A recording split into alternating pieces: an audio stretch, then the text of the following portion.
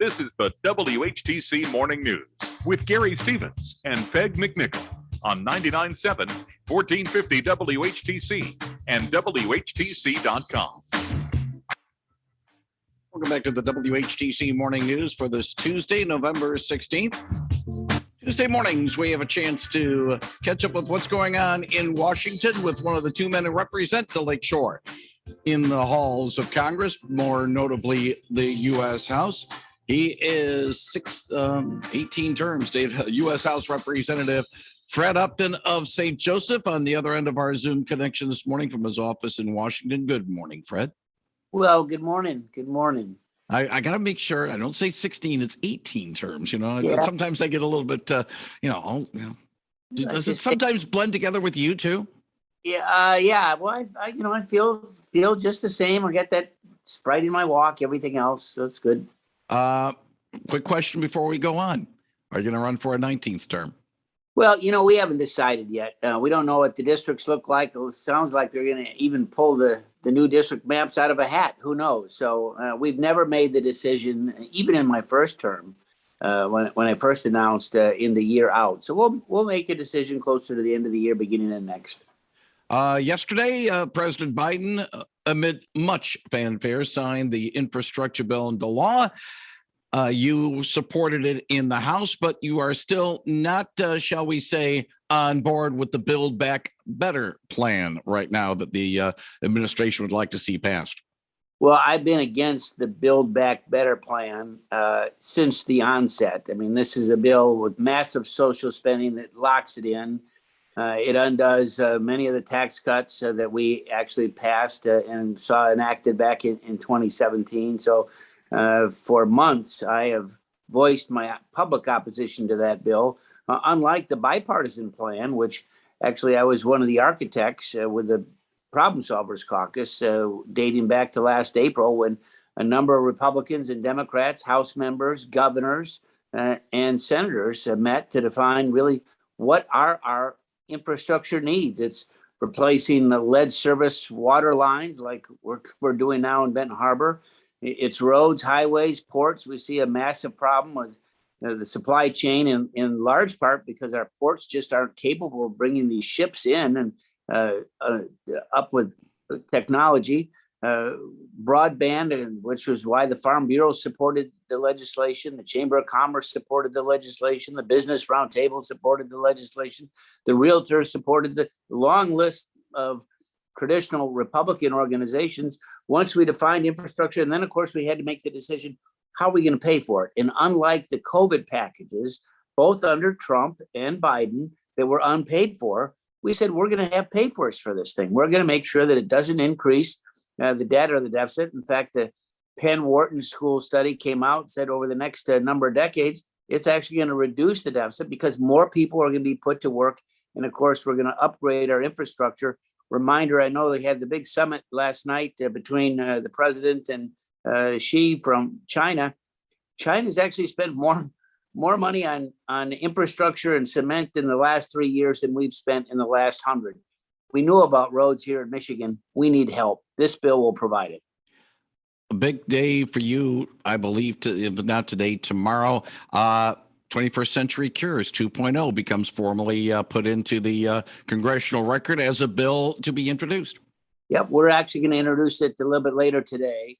This is a bipartisan effort to really build upon what we did with 21st Century Cures, which was enacted, passed in the House 392 to 26 way back when. This upgrades that. It's a whole number of new provisions. But we may well have another pandemic in the future. We need to be prepared for that. We need to take it into account of real world evidence with telemedicine. We want to make sure that prescriptions are not only affordable, but also that insurance companies will pay for them. And in that case, we need better cooperation between the feds and the private sector. So a good number of things. This will be a bipartisan effort like it was before. Again, introduce it a little bit later today and hopefully get it on the legislative track. So ultimately it reaches President Biden. A number of huge provisions in there that will in fact help with rare diseases and again, expedite the approval of drugs and devices. A week ago, when we chatted with you while you were in transit from your base of operations in St. Joe over to Lansing for a small business meeting, yes, you made some comments about some reaction to your vote on the infrastructure bill, and let's put it this way, it gained a lot of news traction. We mentioned on our Twitter feed at 1450 WHTC that you were going to be chatting with you this morning, and we asked those who follow us online if they had any comments or questions for you. And I do want to mention a comment from one follower.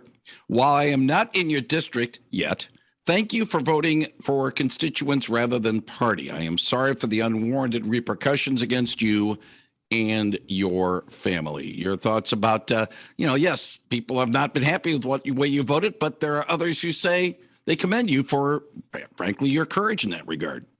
Well, we've seen a real lack of civility, particularly with a number of the phone calls. The good news, at least for me, is that most of them were from out of state, out of district.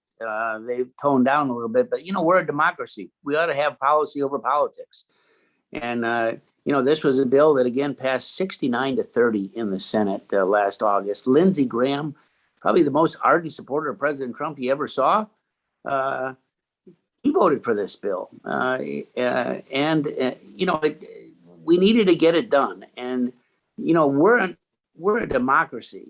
We're a place where ideas are supposed to rule, that we work together. We can disagree, but we don't need to be disagreeable. And sadly, what happened was that our phone numbers were given out by a colleague, and all of us that voted for this received death threats, real vicious calls. We actually had to close our office the day before I talked to you just because of the threats, not only to me and my family, but also to the staff. And that's just uncalled for. I know a number of arrests have been made, not necessarily in my case, but others.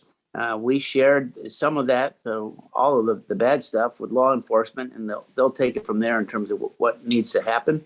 But it's a sad day in America when this thing transcended like it did over the last week. One final thing, Fred, and it's coming off our wires, and I want your thoughts on this. House Republicans are introducing a bill to decriminalize and tax marijuana. Representative Nancy Mace of South Carolina brought the bill forward yesterday, which will remove marijuana from the federal list of controlled substances and leave regulation to the states. It would, however, tack on a 3% tax to help fund law enforcement, mental health initiatives, and small business, and would also expunge federal criminal marijuana records and free about 2,600 inmates. Your thoughts on that? Well, Nancy Mace is a friend and a good colleague. She cares a lot about this. Of course, states have had the initial response. I don't know enough about the legislation yet.